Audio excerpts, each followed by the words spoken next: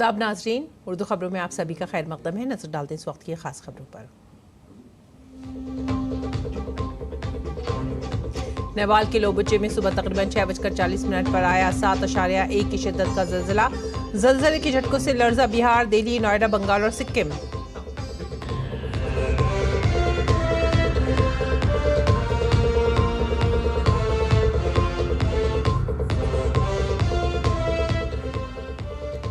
वजीर दाखिला अमित शाह आज लॉन्च करेंगे भारत पोल पोर्टल।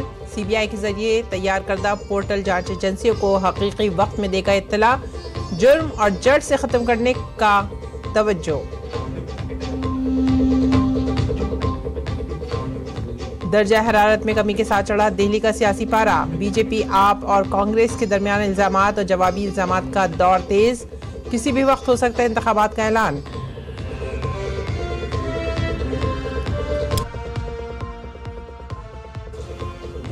अमरीकी कांग्रेस में हुआ डोनाल्ड ट्रंप की जीत का बाज़ाब्ता ऐलान। 20 जनवरी को संभालेंगे सदारती ओहदे की जिम्मेदारी। महाकुंभ में अकीदतमंदों के लिए बुनियादी सहूलियात और सिक्योरिटी के लिए हुकूमत पुरअज़्म। किसी भी चैलेंज से निपटने के लिए एनडीआरएफ ने किया मॉक ड्रिल।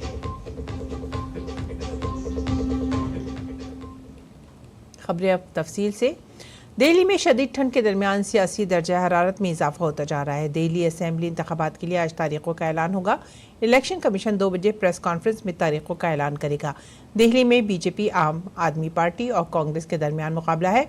तीनों जमातें एक दूसरे पर इल्ज़ाम तराशी कर रही हैं और जीत का दावा भी पेश कर रही हैं।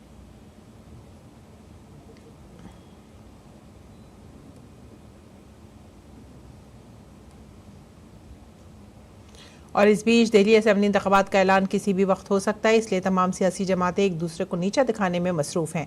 बीजेपी ने आम आदमी पार्टी को इख्तिदार से बेदखल करने के लिए एड़ी चोटी का जोर लगा दिया है, जबकि कांग्रेस, जो इंडी इत्तेहाद में शराकतदार थी, आम आदमी पार्टी से अलग हो गई है। नेस केजरीवाल और उनकी टीम पर हमलावर है। इन सब में शीश महल की वजह से आम आदमी पार्टी बैकफुट पर नजर आ रही है। शीश महल पर सीएजी की रिपोर्ट के ताल्लुक से बीजेपी ने एक नया दावा भी किया है। बीजेपी ने कहा है कि सीएजी ने दिल्ली के शीश महल पर 139 सवाल किए हैं।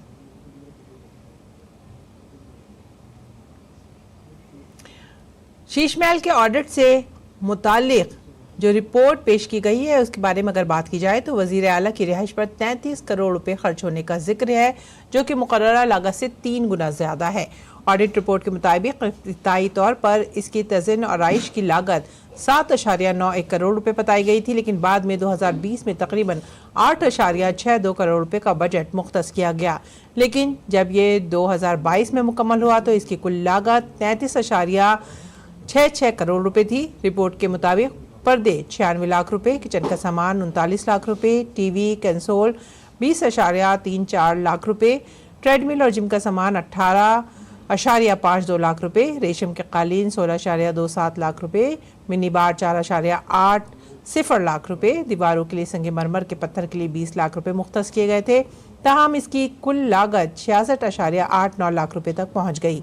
ऑडिट रिपोर्ट में यह भी इंकशाफ हुआ है कि वजीर आला की रिहाइशगाह से मुंसलिक स्टाफ ब्लॉक और कैंप ऑफिस की तामीर पर 3.86 करोड़ रुपए खर्च किए गए। और अगली खबर, आज सुबह तकरीबन 6:40 पर दिल्ली और इसके अतराफ में ज़लज़ले के झटके महसूस किए गए। ज़लज़ले का मरकज़ नेपाल के शहर लोबुचे से 93 किलोमीटर शुमाल मशरक़ में था। ज़लज़ले की शिद्दत रेख्तर पैमाने पर 7.1 रिकॉर्ड की गई। ज़लज़ले के झटके बंगाल, सिक्किम और बिहार में भी महसूस किए गए। इसके अलावा तिब्बत में भी ज़लज़ले का असर देखा गया।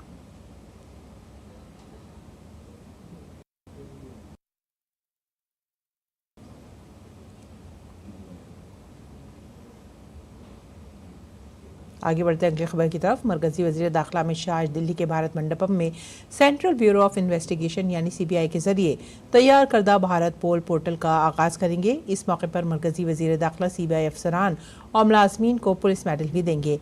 वजारत दाखिला ने पीर को एक बयान जारी करते हुए कहा कि वज़ीर आज़म नरेंद्र मोदी की क़यादत में मरकजी हुकूमत ने मुल्क की कानून नाफिज करने वाली एजेंसियों को मजबूत बनाने की समत में कई अहम इक़दाम किए हैं। भारत पोल पोर्टल भारतीय कानून नाफिज करने वाले इदारों को हकीकी वक्त में मालूमात का इश्तराक करने के काबिल बनाएगा, जिससे बैनुल अक़वामी पुलिस ताउन तक तेज़ी से रिसाई मुमकिन हो सकेगी। सीबीआई भारत में इंटरपोल के लिए कौमी मरकजी ब्यूरो यानी एनसीबी के तौर पर कानून नाफिज करने वाली एजेंसियों समेत मुल्क भर की मुख्तलिफ एजेंसियों के साथ मिलकर फौजदारी मुकदमात में बैन अल-अक़वामी ताउन की सहूलत फराहम करती है। मरकज, रियासत और मरकजी इंतजाम वाले इलाकों की सतह पर यह राब्ता इंटरपोल राब्ता ऑफिसरों के जरिए किया जाता है, जो अपने मुतालिका इदारों के अंदर police superintendent, commissioner of police और ब्रांच हेड की सतह पर यूनिट अफसर से मुंसलिक होते हैं। इस वक्त सीबीआई, ILO और यूनिट अफसर के दरमियान राब्ता बुनियादी तौर पर खतूत, ईमेल्स और फैक्स पर मुनहसर है। भारत में ह्यूमन मेटान्यूमोवायरस यानी HMPV के 2 केसेस की तस्दीक हुई है। मरकजी वजारत सेहत ने कहा है कि कोई नया वायरस नहीं है और इससे घबराने की कोई ज़रूरत नहीं है। हुकूमत की पूरी सूरत हाल पर नज़र है।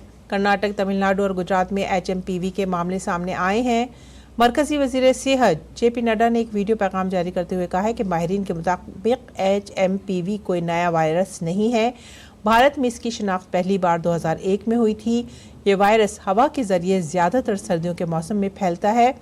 National centre for disease control, Indian council of medical research यानी ICMR और वजारत सेहत चीन और आसपास के ममालिक में फैलने वाले HMPV की सूरत हाल पर गहरी नज़र रखे हुए है। ICMR के मुताबिक साइंसदान डॉक्टर रमन R गंगाखेडकर ने कहा है कि वायरस भारत में एक तवील अरसे से मौजूद है। इस इन्फेक्शन की वजह से आम जुकाम जैसे अलामात 4 से 5 दिन तक महसूस की जा सकती हैं। गैर ज़रूरी खदशात का इजहार करना मुनासिब नहीं होगा क्योंकि ये वायरस हमेशा ही मौजूद रहा है।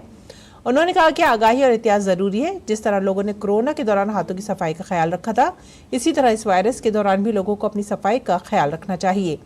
माहिरीन के मुताबिक HMPV एक पुराना वायरस है और इसके केसेस पहले भी रिपोर्ट हो चुके हैं। इससे बचने के लिए भीड़ भाड़ वाले मकामात और बंद जगहों पर मास्क पहनना चाहिए। खांसते या छींकते वक्त मुंह ढकें। अपने हाथों को बाकायदगी से साफ करें।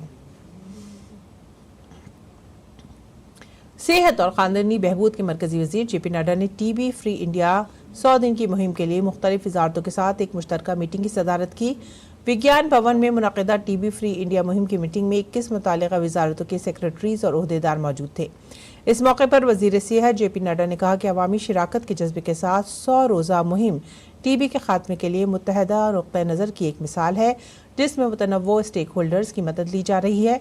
उन्होंने बताया कि TB से पाक भारत के अज़्म को पूरा करने के लिए मुस्तकिल मसरूफियात, फ़ाल शिराकत और मुल्की अज़्म ज़रूरी है। मीटिंग में JP नड्डा ने कहा कि वज़ीर आज़म नरेंद्र मोदी ने 2025 तक मुल्क से TB को ख़त्म करने पर जोर दिया है, जो कि आलमी 2023 के अहदाफ से बहुत पहले है।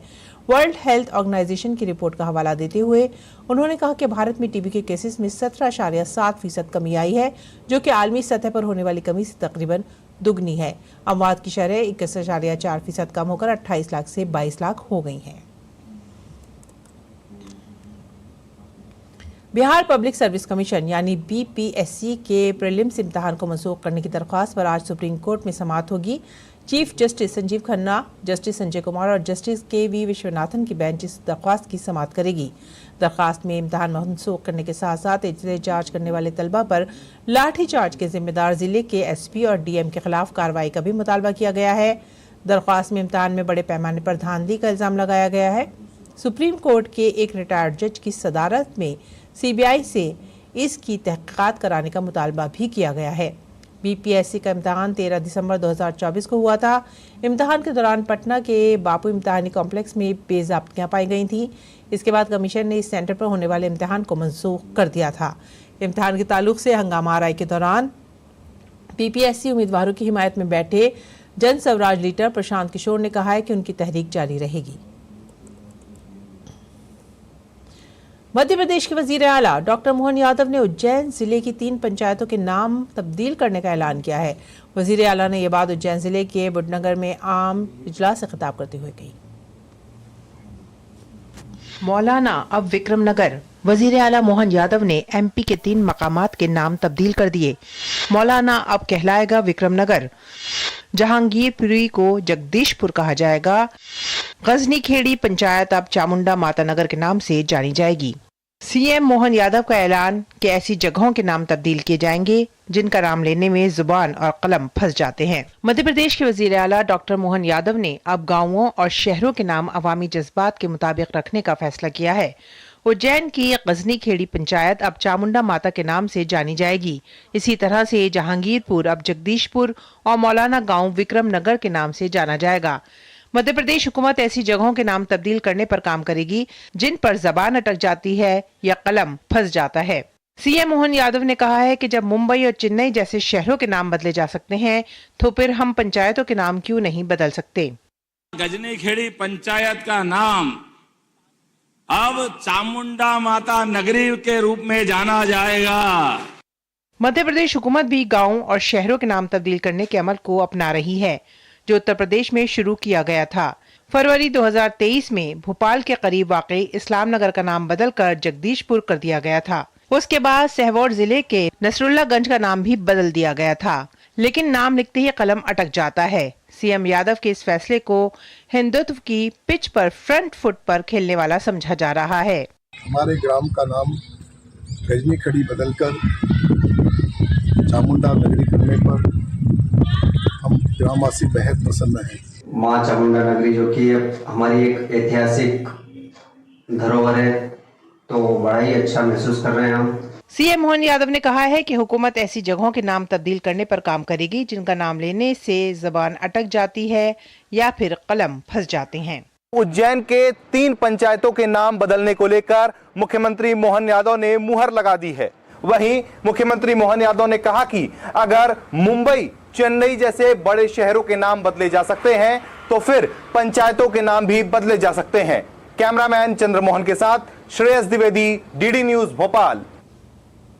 कांग्रेस लीडर राहुल गांधी अक्सर अपने बयानात की वजह से सुर्खियों में रहते हैं। अब ये बयान उन पर बहुत ज्यादा भारी पड़ रहा है। बरेली की जिला और सेशन अदालत ने इक़्तिसादी सर्वे से मुतालिक बयान के सिलसिले में उन्हें नोटिस जारी करते हुए आज अदालत में हाजिर होने को कहा। डिस्ट्रिक्ट एंड सेशन जज ने कांग्रेस रुकन पार्लियामेंट राहुल गांधी को नोटिस भेजा है। दरअसल राहुल गांधी ने लोकसभा इंतखाबात के दौरान एक मीटिंग से खिताब करते हुए इक़्तिसादी सर्वे पर तबसरा किया था। बरेली की एक अदालत ने AIMIM के सरबराह और हैदराबाद के रुकन पार्लियामेंट असदुद्दीन ओवैसी को तलब किया है। ओवैसी पर पार्लियामेंट में हलफ बर्दारी के दौरान फिलिस्तीन का नारा लगाकर आईनी और कानूनी उसूलों की खिलाफ वर्जी का इल्जाम है। बरेली के एक सीनियर वकील ने असदुद्दीन ओवैसी के खिलाफ दरख्वास्त दाखिल की है। बात करते हैं महाकुंभ की। उत्तर प्रदेश में प्रयागराज म्यूनिसिपल कॉर्पोरेशन ने भारत के नक्शे की शक्ल में शिवालय पार्क बनाया है। महाकुंभ में आने वाले अकीदतमंद भारत के नक्शे के साथ शिवालय पार्क में भारत के तमाम बड़े शिव मंदिरों को एक ही जगह पर देख सकेंगे। ये एक अजीम जगह है जो भारतीय मंदिरों और पुराणों की शान और कारीगरी को जाहिर करती है। 11 एकड़ रकबे पर फैला ये पार्क तनव्वुर से भरपूर है, जिसमें फन, फितरत और तफरीक का संगम देखा जा सकता है। महाकुंभ की खूबसूरती को बढ़ाने के लिए बनाया गया है ये पार्क 14 करोड़ रुपए की लागत से तामीर किया गया है और ये कुल 11 एकड़ रकबे पर फैला हुआ है, जिसमें तमाम बड़े मंदिरों को उनकी असल जगहों पर तामीर किया गया है ताकि अकीदतमंद यात्रा का तजुर्बा कर सकें। पार्क में तुलसी वन और संजीवनी वन भी बनाए गए हैं। इसके अलावा शिवालय थीम पार्क की तैयारी में सबसे खास बात यह है कि इसमें ज्यादातर वेस्ट मटेरियल इस्तेमाल किया गया है। महाकुंभ की तैयारियां आखिरी मराहिल में है। प्रयागराज म्यूनिसिपल कॉर्पोरेशन की तरफ से भी साफ सुथरे महाकुंभ के लिए मुख्तलिफ कोशिशें की जा रही हैं। प्रयागराज में महाकुंभ की तैयारियों के सिलसिले में आरएल घाट पर एनडीआरएफ ने मॉक ड्रिल किया। इस दौरान अकीदतमंदों की सिक्योरिटी के पेश नज़र मुतादिद मशक़ें भी की गईं। एनडीआरएफ की तवज्जो इस बात पर मरकूज थी कि अगर कोई कश्ती ग़रक़ाब होती है तो डूबते हुए अफराद को कैसे बचाया जा सकता है। इसमें यह भी देखा गया कि आने वाले अकीदतमंदों को कैसे सिक्योरिटी फराहम की जा सकती है। अगर कीमियाई, बायोलॉजिकल और रेडियोलॉजिकल जौहरी इमरजेंसी से मुतालिक कोई चैलेंज दरपेश हुआ तो एनडीआरएफ में इससे निपटने के लिए कितनी सलाहियत रखती है। गोताखोर, माहिर तैराक और स्पीड बोट की भी जांच की गई। टीटीई अब सिर्फ टिकट ही चेक नहीं करेंगे बल्कि कुंभ के मुसाफिरों को टिकट भी फराहम कराएंगे। आम टिकटों के लिए टिकट विंडो पर जाने की जरूरत नहीं होगी, बल्कि मुसाफिर ऐप डाउनलोड कर सकते हैं और टीटीई की जैकेट के पिछले हिस्से में मौजूद क्यूआर कोड को स्कैन करके टिकट हासिल कर सकते हैं। इसके अलावा आप अपने मोबाइल UTS के जरिए भी टिकट हासिल कर सकते हैं। क्यूआर कोड क्या है, इसके बारे में बता रहे हैं प्रयागराज से हमारे नुमाइंदे राजेश राज। महाकुंभ के मेला परिक्षेत्र में जहां टिकटिंग वेंडिंग मशीन लगाए गए हैं, वही प्रयागराज जंक्शन पर भी कई तरह के टिकट काउंटर्स बनाए जा रहे हैं ताकि मुसाफिरों को टिकट की दिक्कत ना हो। और भारतीय रेल ने प्रयागराज जंक्शन पर एक अभिनव प्रयोग किया है। आप देख सकते हैं कि ये महाकुंभ मेला 2025 उत्तर मध्य रेलवे प्रयागराज मंडल के ये टीटी हैं और इनके पीठ पर जो ये QR कोड आपको लगा हुआ दिखाई पड़ रहा है, इसे अगर कोई मुसाफिर स्कैन करते हैं तो स्कैन करने के बाद उन्हें एक ऐप डाउनलोड होता है। देखिए ये जो है UTS ये डाउनलोड हो गया। अब आप यहाँ पर आकर इसको आराम से टिकट परचेज कर सकते हैं। जो अनरिजर्व टिकट है उनको आप काट सकते हैं। इस तरह टीटी इन्हें टिकट काटने में मदद करेंगे। जो मुसाफिर टिकट खुद नहीं काट सकते उनके लिए ये मोबाइल UTS सिस्टम लेकर टीटी प्लेटफॉर्म पर खड़े नजर आएंगे। उनका टिकट काट कर मुसाफिर के हाथ में वो प्रस्तुत करेंगे, जिससे वो अपनी यात्रा सुगम कर सकते हैं, आसान बना सकते हैं। जो यात्री काउंटरों पर नहीं पहुंच सकते हैं तो हम लोगों ने ये मोबाइल MUTS नाम से है, जो कि ब्लूटूथ प्रिंटर से कनेक्ट है। इसके माध्यम से आप कैश और डिजिटल दोनों तरीके का पेमेंट आप कर सकते हैं। तो यात्री को उसके पास पहुंच करके टिकट जो है जारी किया जा सकता है। इससे अनरिजर्व टिकट जो है जारी करेंगे, जिससे कि हम जो है मेले में आए हुए श्रद्धालुओं को ये सुविधा प्रदान कर सकते हैं। देखिए अब जो हम दिखा रहे हैं आपको कि ये जैकेट जो पहने हुए हैं, अगर इस तरह के जैकेट पहने हुए कोई टीटी आपको अगर मेला क्षेत्र में या जो प्लेटफॉर्म के बाहर आपको दिखाई पड़े तो उनसे आप टिकट के लिए अनुरोध कर सकते हैं। ये कितना उपयोगी है जो आप स्कैनर आपके पीठ पे लगा हुआ है, ये कितना उपयोगी है आम मुसाफिरों के लिए? ये देखिए आगे जो नॉर्मल पैसेंजर आएंगे उनके लिए बहुत ही महत्वपूर्ण होने वाला है, क्योंकि जैसे भीड़ कुंभ रहेगा, भीड़ खूब आएंगी। जो हमारे जो ऑफलाइन टिकट काउंटर होते हैं उस पर रश बहुत ज़्यादा रहता है। तो ऐसा होता है कई बार कि जो यात्रियों को टिकट नहीं मिल पाता है, तो उनके लिए वो क्या करेंगे, सीधा ये इस QR कोड स्कैन करेंगे, UTS ऐप डाउनलोड करेंगे, वहाँ से वो खुद से अब टिकट बुक कर सकते हैं, जिससे उनको भीड़ भाड़ का सामना नहीं करना पड़ेगा। ये जो वेंडिंग मशीन है, जो मोबाइल UTS है, इससे देखिए ये टिकट जो है कटकर बाहर निकल चुका है। ये इसे लेकर आराम से लोग प्लेटफॉर्म पर जा सकते हैं, अपनी गाड़ियों में जाकर वो जगह जो है प्राप्त कर सकते हैं। तो हम कह सकते हैं कि भारतीय रेल का एक अनोखा प्रयास है। कैमरामैन संदीप के साथ राजेश राज, DD न्यूज़, प्रयाग। कुरान करीम के अरबी मतन और हिंदी तर्जुमे से मुताल्लिक़ वेबसाइट quraninhindi.com ने ऑडियो सेक्शन का इजाफा किया है। इस वेबसाइट पर कुरान करीम का अरबी मतन और हिंदी तर्जुमा टेक्स्ट मवाद पहले से मौजूद था, जिसमें ऑडियो सेक्शन का इजाफा किया गया है। मौलाना वलीउल्लाह सादी फलाही ने मरकज़ जमात इस्लामी के मीडिया हॉल में इसका इजरा किया। इससे अरबी ज़बान में तिलावत और हिंदी में तर्जुमे के मतन को पढ़ने के साथ साथ तिलावत और तर्जुमा सुनने का भी नज़्म हो गया है। ये वेबसाइट जमात इस्लामी हिंद दिल्ली हल्के के तहत चलाई जा रही है। दिल्ली हल्के के अमीर जमात इस्लामी हिंद सलीमुल्लाह खान ने इजरे की तकरीब की सदारती गुफ्तगू में कहा कि हिंदी ज़बान में कुरान के तर्जुमे को पढ़ने और सुनने वालों की तादाद में बराबर इजाफा हो रहा है, जिसकी वजह से काम मुफीद है और इसलिए जिन अहबाब ने इस काम में हिस्सा लिया है वो मुबारकबाद और दुआ के मुस्तहिक हैं। ये बात खुशाइंद है कि इस वेबसाइट के मशमूलात को बेहतर से बेहतर बनाने की मुसलसल कोशिशें की जा रही हैं और मौजूदा काम इसी समत में एक अच्छा कदम है। बात करते हैं मौसम की। शुमाली भारत में सर्द लहर का अलर्ट जारी कर दिया गया है। वेस्टर्न डिस्टर्बेंस के असर की वजह से जम्मू कश्मीर और हिमाचल प्रदेश में कई मकामात पर मूसलाधार बारिश के साथ बर्फबारी हुई है। ठंडी हवाएं भी चली, जिसकी वजह से पहाड़ी रियासतों से लेकर पंजाब, हरियाणा, वस्ती और शुमाल मशरक़ी भारत में ठंड में इजाफा हुआ है। महकमा मौसमियात के मुताबिक पहाड़ी रियासतों में अगले 2 रोज़ तक बर्फबारी के साथ बारिश का इम्कान है और इसकी वजह से ठंड कम होने की तवक्को नहीं है। यही नहीं, 10 से 12 जनवरी के दरमियान मगरबी हिमालयाई रियासतों में एक और वेस्टर्न डिस्टर्बेंस के सरगर्म होने का इम्कान है और इसके असर से शदीद बर्फबारी का भी और बारिश के इम्कानात भी हैं। महकमा मौसमियात के मरकज़ शिमला ने भी 11 जनवरी तक रियासत में धुंध के लिए येलो अलर्ट जारी कर दिया है। इसके साथ ही जम्मू कश्मीर के गुलमर्ग में कुपवाड़ा, बारामूला समेत कई इलाकों में भी बर्फबारी हुई है। ठंड की वजह से राजौरी और पूंछ को शोपियां से मिलाने वाली मुगल रोड को नहीं खोला जा सका। सर्द लहर का असर पूरे दिल्ली NCR में देखा जा रहा है। भटिंडा, बरनाला, मुक्तेसर, मोगा और चंडीगढ़ समेत पंजाब के कई अजला में गहने कोहरे और सर्द लहर का अलर्ट जारी कर दिया गया है। बिहार और झारखंड में भी सर्द लहर है। ठंड के बाइस कई स्कूलों को बंद करने और ऑनलाइन क्लासेस चलाने के अहकाम दिए गए हैं। चंडीगढ़ में 8वीं जमात तक की क्लासें बंद कर दी गई हैं। 9वीं से 12वीं तक की क्लासेस सुबह 9:30 से 3:30 तक चलेंगी। झारखंड में भी 8वीं जमात तक के स्कूलों को 7 से 13 जनवरी तक बंद रखने का हुक्म दिया गया है। 9वीं से 12वीं की क्लासेस पहले के औकात के मुताबिक जारी रहेंगी। बिहार की राजधानी पटना में 8वीं जमात तक के तमाम सरकारी और निजी स्कूल 11 जनवरी तक बंद रहेंगे। 6 जनवरी को वेस्टर्न डिस्टर्बेंस की असर की वजह से उत्तर प्रदेश के मुरादाबाद, संभल, अमरोहा, रामपुर और बिजनौर अजला में बारिश मुतवक्किर है। महकमा मौसमियात के मुताबिक दिल्ली में आज भी आसमान अब्र आलूद रहने का इम्कान है। पूरे शुमाली भारत में घने कोहरे ने कई इलाकों में हद बिसारत सिफर कर दी है। इसकी वजह से हवाई खिदमात और रेलवे दोनों ही मुतासिर हैं। नाज़रीन, पेश है दिल्ली से शाया होने वाले उर्दू अखबारात का मुख्तसर जायजा।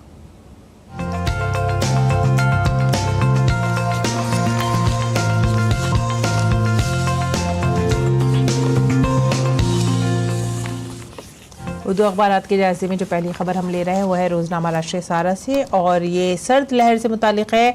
शुमाली हिंद शदीद ठंड और कोहरे की जद में यूपी में सर्दी से 24 घंटों में 15 अफराद की मौत। दिल्ली, कोलकाता और लखनऊ में 100 से जायद परवाज ताखीर का शिकार।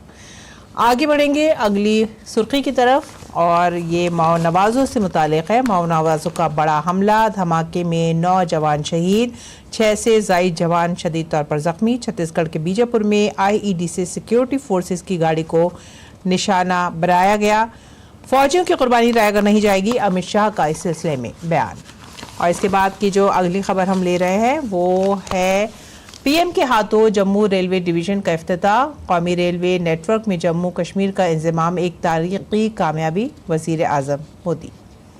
आगे बढ़ेंगे अगली खबर की तरफ। ब्रह्मपुत्र डैम पर हिंदुस्तान को एतराज, कोई नुकसान नहीं पहुंचेगा, चीन ने दी तसल्ली। चीन ने तिब्बत में दरियाए यालोंग ब्रह्मपुत्र नदी पर डैम बनाने के सिलसिले में हिंदुस्तान के एतराज़ का जवाब दिया है, लेकिन हिंदुस्तान ने अपना शदीद एतराज़ इस सिलसिले में दर्ज कराया है। आगे बढ़ेंगे अगली सुर्खी की तरफ, और ये है हिंदुस्तान में भी सामने आए HMPV वायरस के मामले। और HMPV वायरस को लेकर वजारत सेहत ने यह कहा है कि ये पहले ही हिंदुस्तान में मौजूद है और इस सिलसिले में तमाम एहतियाती तदाबीर की जा रही हैं। ये थे आज के उर्दू अखबारात, और अब नज़र डालते हैं बैनुल-अक़वामी खबरों पर।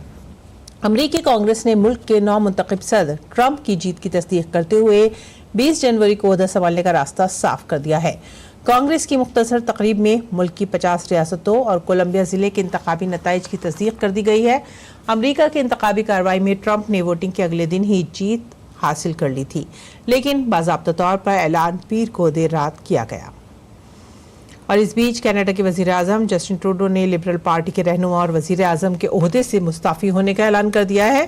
ताहम वो उस वक्त तक ओहदे पर बरकरार रहेंगे जब तक पार्टी नया सरबराह मुंतखब नहीं कर लेती। ट्रूडो ने यह फैसला पार्टी के अंदर बढ़ते हुए दबाव के बाद किया है। कई हालिया सर्वे में लिबरल पार्टी को आइंदा इंतखाबात में बड़ी शिकस्त का सामना करने का इम्कान है। मुस्तफ़ी होने के ऐलान के साथ ही ट्रूडो ने यह भी वाज़ेह किया है कि मुल्क की पार्लियामेंट 24 मार्च तक मुलतवी रहेगी। रुख करेंगे खेल के मैदान का। हॉकी इंडिया लीग में सूरमा हॉकी क्लब ने शूट आउट में दिल्ली SG पाइप्रेस को 3-1 से शिकस्त दी। पीर को देर रात हुए मुकाबले में दोनों टीमों के दरमियान सख्त मुकाबला देखने को मिला। मैच के 2-2 से बराबर होने के बाद शूट आउट में सूरमा हॉकी क्लब ने अपने नाम जीत दर्ज की। और अब पेश है मौसम का हाल।